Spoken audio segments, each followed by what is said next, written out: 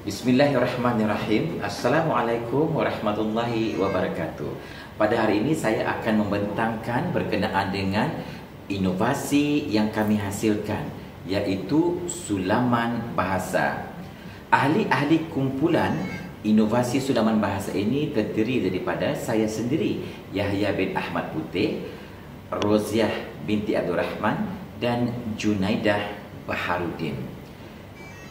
Tuan-tuan dan puan-puan yang dihormati sekalian, salah satu cabaran guru-guru mata pelajaran bahasa Melayu adalah untuk memastikan murid-murid dapat membina pendahuluan dan memulakan karangan, terutama murid-murid yang sederhana dan lemah. Keadaan ini adalah disebabkan mereka mengambil masa yang lama untuk menghasilkan sebuah karangan yang lengkap. Cabaran ini telah mendorong guru untuk mencari apakah kaedah terbaik bagi membantu murid agar mereka mempunyai kemahiran pantas dalam menghasilkan pendahuluan yang lengkap. Justru pendekatan inovasi melalui sulaman bahasa adalah strategi yang diaplikasikan untuk membantu murid-murid berjaya menghasilkan pendahuluan tersebut. Objektif penghasilan inovasi sulaman bahasa ini, objektif umumnya ialah menyediakan teknik mudah untuk murid membuat pendahuluan karangan. Manakala objektif khususnya pula, murid dapat menghasilkan pendahuluan dalam masa yang singkat. Yang kedua, murid dapat menghasilkan pendahuluan sekurang-kurangnya 5 ayat. Isu wujudnya kami menghasilkan inovasi sulaman bahasa ini apabila kami nampak murid mengambil masa yang sangat lama untuk memulakan penulisan karangan. Hal ini berpunca daripada, pertama, murid tidak ada panduan khusus untuk mengenal pasti isu yang hendak dibincangkan. Yang kedua, murid tidak dapat menguasai penggunaan penanda wacana yang betul. Manakala yang ketiga, murid tidak menguasai pembinaan pelbagai bentuk ayat dalam pendahuluan. Kumpulan sasaran untuk program inovasi ini secara umumnya kami sasarkan kepada murid tingkatan 3 hingga murid tingkatan 5 yang mengambil mata pelajaran bahasa Melayu. Manakala kumpulan sasaran yang khusus adalah kumpulan murid yang lemah dan sederhana yang terdiri daripada 80 orang murid PD3, 29 orang murid yang mengambil peperiksaan SPM yang terdiri daripada murid-murid daripada sekolah SMK Ranca-Ranca, SM St. Anthony dan SMK Mutiara, wilayah Persekutuan Labuan.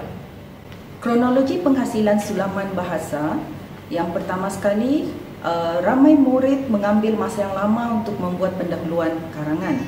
Oleh sebab itu, kami telah mengadakan sesi sumbang saran antara ahli dan akhirnya tercetuslah idea untuk menghasilkan alat untuk sulaman bahasa.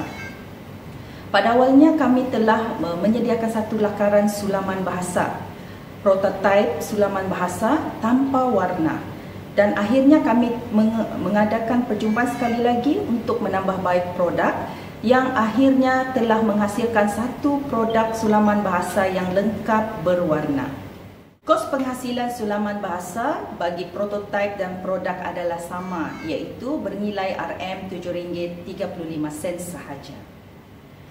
Kami juga telah mengadakan ujian sulaman bahasa bagi ujian pra dan juga ujian pos yang melibatkan 109 orang jumlah murid, dan hasilnya keputusan ujian pra yang berjaya menjawab dengan tepat hanya 33 orang dan keputusan ujian pra yang tidak berjaya menjawab soalan yang diberikan 76 orang.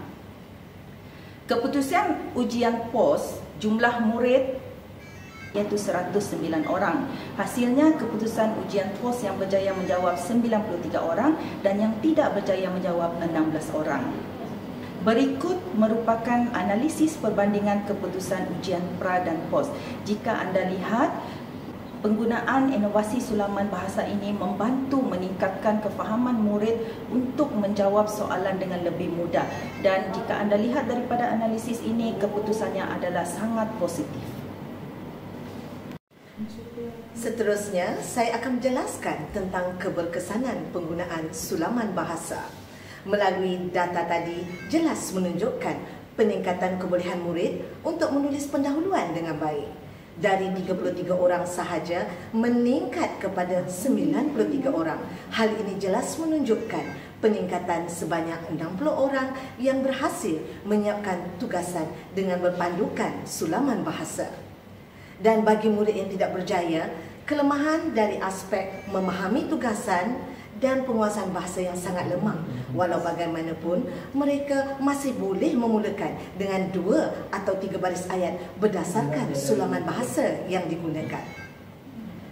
Dan untuk makluman semua, keistimewaan sulaman bahasa ialah saiznya yang kecil, mesra pengguna, berwarna-warni, kos penghasilan rendah, tahan lama, mudah difahami, permainan bahasa, menjimatkan masa dan amat menyeronokkan. Dan sulaman bahasa ini juga berpotensi untuk disebarluaskan. Sulaman bahasa berpotensi untuk diguna pakai ke seluruh sekolah menengah di Malaysia dan juga boleh diadaptasikan dalam mata pelajaran lain seperti bahasa Inggeris, pendidikan moral dan juga pendidikan seni. Dan refleksi daripada alat ini, murid dapat menggunakan alat ini dengan baik dan guru dapat mengenal pasti kelemahan murid dalam penguasaan sesuatu isu dalam karangan.